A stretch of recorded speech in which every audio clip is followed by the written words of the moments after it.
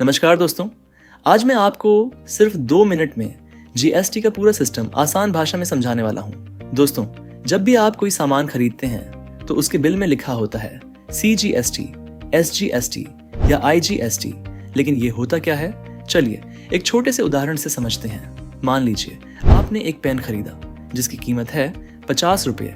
अब मान लीजिए GST है 18%, तो 18% का मतलब हुआ 50 रुपये का 18%, यानी 9 रुपये। अब अगर आपने ये पेन अपने ही राज्य में खरीदा है तो ये 9 रुपये 2 हिस्सों में बंट जाएगा।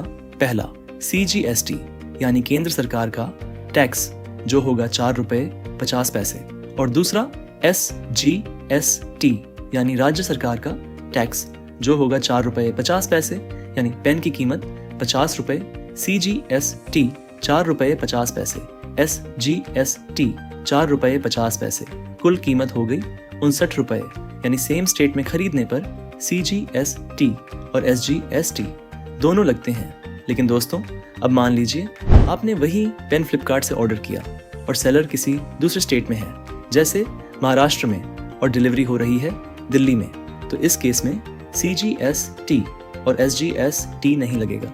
इसकी जगह लगेगा IGST यानी इंटीग्रेटेड GST, और पूरा 18% यानी पूरा 9 रुपये IGST के रूप में लगेगा।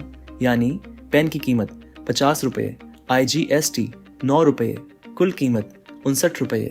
ध्यान देने वाली सबसे इंपॉर्टेंट बात यह है, जब IGST लगता है तो CGST और SGST नहीं लगते, और जब CGST और SGST लगते हैं तो IGST नहीं लगता। आसान शब्दों में, सेम स्टेट तो CGST और SGST, डिफरेंट स्टेट तो सिर्फ IGST। दोस्तों, GST ने पूरे भारत को बना दिया है एक देश, एक टैक्स।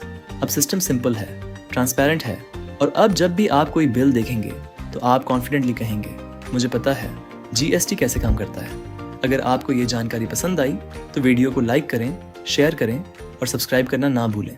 मिलते हैं आपसे अगली वीडियो में।